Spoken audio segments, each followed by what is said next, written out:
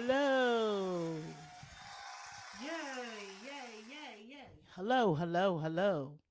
And welcome to Me, Mom, Dad. Me, Mom, and Dad. I was just playing around with some sound effects, just being silly. So, welcome everyone to our 18th episode of Me, Mom, and Dad. Welcome everyone who have listened to us. We are celebrating our year anniversary as podcasting. My name is Tia. My mom is Gloria. My dad is Harold. And I am doing the podcasting. I always uh, bother them with doing some interviews on these podcasts, some family and friends you'll hear on our previous episodes, and I enjoy podcasting, and thank you all for listening. We started this podcast a year ago, April, I believe, April or May, but I think it was April. I can go back and look at the exact dates, but I believe it was April. And we started this podcast. My dad has Parkinson's. He's been diagnosed 4 or 5 years now. And he is 84 and a half. And that's how I started doing this podcast because my mom and I and my dad learned a lot of great info of how to keep his life fruitful with Parkinson's. We wanted to share the good news is you can have a fruitful life with Parkinson's, and that's what we wanted to share to the Parkinson's community. But it turns out it's spread beyond the Parkinson's community, with family and friends enjoying the podcast as well, because we also started talking about how important it is to have family and friends around and going through a big mountain such as Parkinson's and or anything else. And it turned in we were sharing how family and friends gathering around lifts our spirits, and we keep the faith, and we're always gathering in the kitchen, cooking and shooting the breeze, but it's cooking brings family together. So we started sharing recipes as well. So it's went beyond sharing Parkinson's information. So on this episode, we will share peppered steak and orange chicken. So stay tuned. Most members in our family are great cooks, so we're sharing some recipes with you guys. So again, my mom is Gloria. My dad is Harold. My dad will be 85 in May, which is a couple days away. May is. It is springtime right now. It's Easter time. My family have been visiting. My brother, sister-in-law, and my nephew have come down for spring break. We went for Easter Sunday, had a big Easter dinner, and that is what I started sharing with the Parkinson's community.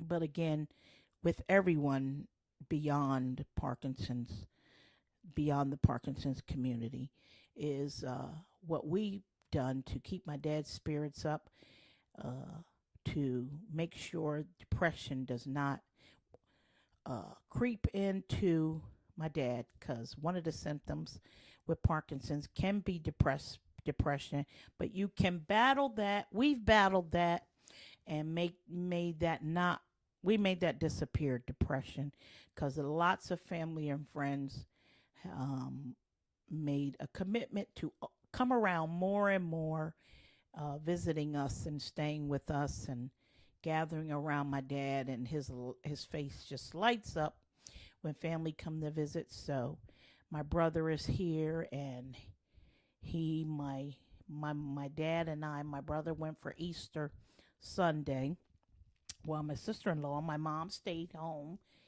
And started Easter dinner and hung out, and it was just so beautiful to see my dad. His face just light up and the strength in his body, and that is one of the things we do to keep the faith through this Parkinson's. We managed to make sure my dad has a fruitful life because he's still young, he's fit. One of the things we share with the Parkinson's community, the miracle of battling Parkinson's, is exercise, exercise, exercise. Most weeks, my dad works out and goes to the gym about 3 times a week. And we recently bought him an exercise bike for the garage. And so, in between going to the gym, he will ride his exercise bike. And studies have shown that exercise is the key to fighting and living a normal life with Parkinson's. Studies have shown it, and there's these boxing programs around the country with Parkinson's patients, and they just start boxing and moving their arms and moving their bodies. And it's also another news story I saw about the stationary bike. Parkinson's patients are really taking on the stationary bike, and almost you not they're showing no signs of. Most days you don't know that they have Parkinson's because of the exercise. So exercise is the key, and it is my dad is a witness that exercise works. He most days walks around, you don't even know that he has Parkinson's. Of course, there are days you'll see a tremor, or there might be a day where he calls what we call wobbly legs, and his body might freeze. But for the most part, he has great days because of exercise. So get out there, folks, and start moving those bodies. What we've also discovered, my mom and I, is the absorption of the Parkinson's medication. And that is the medication my dad is on is cortidopa levodopa, and most Parkinson's patients are on cortidopa levodopa. We call it the yellow pill because when it comes to my dad and from his pharmacy, it's yellow. And the key is for my dad, and so we're sharing with you guys, is to allow the medication to absorb 2 hours before and 2 hours after. And when I first heard my dad's doctor and nurse practitioner tell us that, I really had to think that through. And we figured out that it works. We weren't doing that at first. When he first got diagnosed, we were just kind of giving him a meal. And maybe an hour after, even 30 minutes after, my mom and I were like, it's fine, give him his pill now. And he was literally crippled. He was bad. And once we figured that out, that it had to absorb, I really took the time. He has his first pill at 6 a.m. We let it absorb 2 hours. So that means he eats breakfast at 8ish, like 8 or 8:15 or 8:30. We try to not let it go past 9 o'clock for him to eat, so that the pill can absorb 2 hours. So if he eats at 8:30, a quarter to 9, he does not eat any more food. We let his meals absorb, and his next yellow pill will be at 11 o'clock, for example. And that means he has eaten between 8 and 9, and he doesn't eat any more. His body absorbs, digests the food, he'll have time for his stomach to get a bit empty for his 11 o'clock pill. And at 11 o'clock, he does not eat any more for that yellow pill to absorb and get in his body. And that is what works. Again, I've had a friend of mine whose father had Parkinson's, and it was the same thing for her father. She was literally in tears, and I explained to her what we witnessed and what we experienced. Is I said, look, you got to let that pill absorb 2 hours before and after, and explain that. And it worked for her dad. So that is what we're sharing, friends.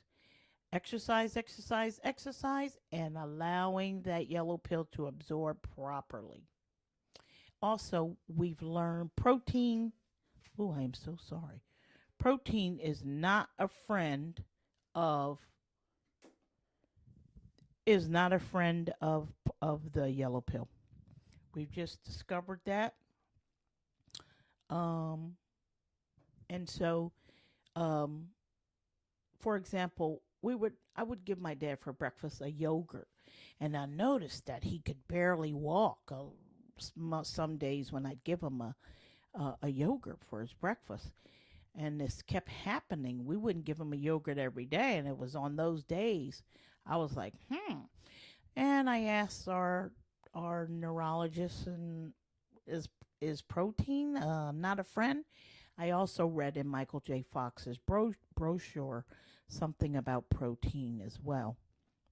And so our doctor said, yeah, it is as if the protein cancels out the yellow pill. So for my dad's first meal at breakfast, we really try to give him things that are hardly no protein. Most things have protein, but a lot of a lot of foods will say less than 1 gram of protein.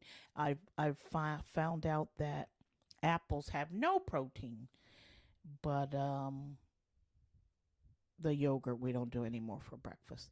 It seems like lunch and dinner, he'll eat whatever he wants, but for us, the first meal, we try to give him things that are hardly no protein.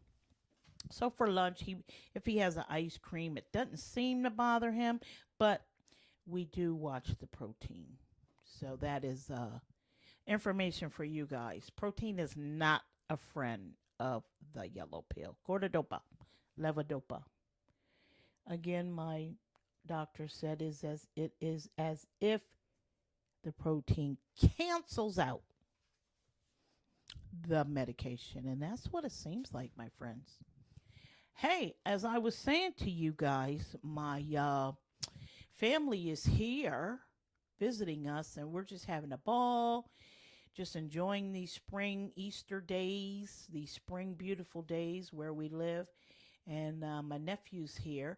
So whenever family and friends come around, I try to get an interview with them. It's not always easy to get folks to not be shy and do an interview. But my nephew, he is here, and I happen to. He's 17, and he loves talking about his pop. So I managed to capture him. I got an interview with him. So here is my nephew giving us an interview, my friend. Enjoy. Hello, I am here with my wonderful nephew. Let's say my favorite nephew. The others aren't here, so it's the truth, right, Andrew? Absolutely. My beautiful nephew is here, visiting us here in Georgia on his spring break. And he is here visiting his grandpa and his Grammy and his auntie, Tia. Huh? Obviously. And tell us how much you love us, Andrew. More than words can describe. Even your auntie? Absolutely. Love it. He is putting together a new drum set. I teach drums. You guys probably didn't know that. And he's a drummer too, a great drummer since he was 2 years old. Yes, his auntie taught him. but he has continued to be a great musician on his own. What do you want to say about your Grammy and your papa, Andrew? They're amazing, beautiful people. Papa, for the Parkinson's listeners, is still 84 and a half. He'll be 85, and he just came from the gym with Andrew's dad, my brother. He doing pretty good, huh, Andrew? Absolutely. I'm proud of him making progress. Yep. That's the drum he's tuning. Thank you, Andrew, for talking to the listeners. No problem, anytime. That's my wonderful nephew, Andrew. 17 years old. I'm so proud that he doesn't mind chit chatting and talking. Uh, you could hear him in the background putting some drum set together. I didn't have to do it. Thank goodness he's been trained enough to do it. And so I mentioned to you before, my friends, that we always cooking. My mom is a wonderful cook, and my brother's the oldest. She has passed her cooking skills down to us. My brother's a great cook. My sister's a pretty good cook, and I'm a pretty good cook. My brother is. We tease him. His friends call him Chef A because they say he's pretty arrogant about his cooking. We are pretty bad about our cooking skills. We're just like, you know, we just know we're good cooks, so we have fun with it. We're just kidding. But so we're going to share because we're always in the kitchen when family come, family and lots of friends. And family cooking brings families and friends together. It is the truth. It is the Bible. And so that's how we started sharing recipes. And we're going to share with you. I'm so sorry. I think I'm turning the phone off. And then I don't. So we're going to share first with you, my friends, peppered steak. Okay? It's so easy. You get your crock pot. Get your crock pot out, my friends. And you're going to just get any kind of steak that's on sale. Except for me, for this recipe, I don't use flank steak or skirt steak. I don't. You probably could. For this recipe, for me, I just don't use those. But any kind of, sometimes I get a T-bone steak. If good steaks are on sale, if I get a little, any steak that's on sale besides the flank steak or skirt steak. Maybe you could try the flank steak or skirt steak with this recipe, but I find those steaks, beefs, are just a bit too chewy for this recipe. So you get your steak that's on sale. Get a nice sharp knife and cut the beef that you get, into thin strips. Nice bite size thin strips. Peppered steak like you see at the Chinese store. You get your crock pot and you will put your thin sliced steak cut up and put in the crock pot. Put all the meat in there. You're going to take some squeeze. You don't really have to measure anything depending on how many people you're feeding. If you get a pound of steak, you're going to get ketchup, brown sugar, Worcestershire sauce, Worcestershire, however you say it. Ketchup, brown sugar, ketchup, brown sugar. See, I'm going off the top of my head because we don't read recipes. Well, we do read recipes, but some recipes I'm doing off the top of my head. My friends tell me to stop doing that because I'm always assuming that everyone can cook. And my friends told me to stop doing that. But you're just going to take a couple tablespoons of ketchup, like 3 tablespoons. 2 tablespoons of Worcestershire sauce, Worcestershire. Just squeeze it all in there. You don't have to measure. Let's say half cup of brown sugar. Put it all in the crock pot on top of the meat. Get some honey. Put some honey in there. You're gonna take 2 tablespoons of um uh the shoot mm, the cornstarch. About 2 tablespoons of cornstarch. Just sprinkle it all in there. Turn your crock pot on. If you want to put some a couple a little couple drops of hot sauce, you can do that. You can't mess up this recipe. And you can also, if you have rice wine vinegar, put a tablespoon of rice wine vinegar.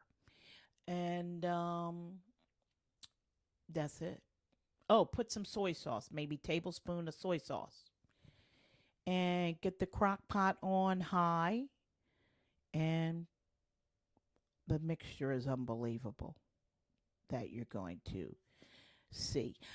Take also maybe a half cup of water and pour in the crock pot with all these ingredients. And you got yourself, get you some, we use jasmine rice. In about 2 hours, you'll smell all of these aromas. Also, I forgot, mince some ginger, fresh ginger. You can just cut up some minced ginger. You get like the scraper thing. Chop up some ginger, nice and thin. About a teaspoon of ginger. Put in the crock pot with all those ingredients. Your ketchup and all the ingredients that I named. A dash of salt and pepper, and let it cook, and the aromas are amazing. Oh, put some onions in there if you like to. Chop up some onions. You can't mess up this recipe. And on top of some rice. We like to use jasmine rice. That is peppered steak, my friends. Okay. Here is orange chicken, another easy recipe. You're going to get your chicken. Wash your chicken up, dry it, dab it dry. Salt and pepper your chicken. Lay it to the side. Get you a bowl. You're going to get orange juice, the concentrated orange juice that's in the frozen section. So the orange juice is frozen. And you're going to let it defrost, the orange juice. And you're going to get maybe a cup of wine. Okay, maybe 2 cups. But a cup of wine, a cup or two, you're not going to hurt anything. Easy recipe. Then you're going to look for the Lipton cup of soup mix. It's in the soup section, and it's a box. We use Lipton. Lipton cup of soup. They're envelope packs inside the box. Taking my time, assuming that everyone, don't cook. But those of you who cook know the Lipton cup of soup mix I'm talking about. So you get a bowl. Once your orange juice has defrosted, pour it in a bowl. All the orange juice. Take your 2 cups of white wine. You can use red. We use white. Although my mom has told me she used red. I never knew growing up that she used red. I've always used white. It doesn't matter. You can't mess it up. Pour orange juice in a bowl. Pour your cup or 2, wink, wink, of wine in a bowl. And pour a pack of the Lipton cup of soup mix. I would say use the 1 pack, but if you use the 2 packs, depending on your chicken, it's not going to hurt anything. But let's say you're doing a pound of chicken. The 1 pack of the soup mix will do. Pour all this in a bowl, stir it up, stir it up. Go back to your chicken that you salted your chicken and peppered your chicken. Put your chicken in a cooking tray, cooking tray that you use, any kind of casserole, cooking pan, and place your chicken in the pan. Pour your orange juice, wine, cup of soup mixture on top of the chicken. You're done. Turn chicken on, I would say 375. After an hour, depending on your oven's cooking time, hour and a half or so, you'll see the chicken getting brown. You can go in there after an hour or so and you'll see the juices. It's beautiful, my friends. And you can baste those juices on top of your chicken again. Orange chicken. Beautiful. You're welcome. My friends, remember, please, to keep the faith.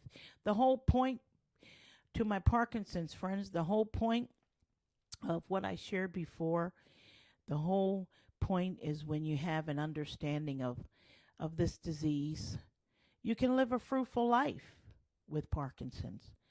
And that's all we like to share is having a fruitful life with whatever we're going through. My dad is a retired reverend, and he taught my brother, sister, and I to always keep the faith that God is in control of everything and will always help us through um, our challenging times. So you guys keep the faith and keep happy and keep family and friends around laughing and cooking, of course. And please stay tuned to our podcast, Me, Mom, and Dad. Are we always sharing our daily journeys? And please subscribe when you are listening to our podcast at the moment. You go at the top of the page, and that rainbow-looking icon looks like a Wi-Fi type of icon. I believe you can click that to subscribe, so that any new episode that we do, you'll get a notification. Subscribing to our podcast helps to support us and help us continue to keep sharing our podcast to you. And please subscribe to Me, Mom, and Dad. And I thank you so much. Once again, I am Tia. And thanks for listening. Please enjoy the music.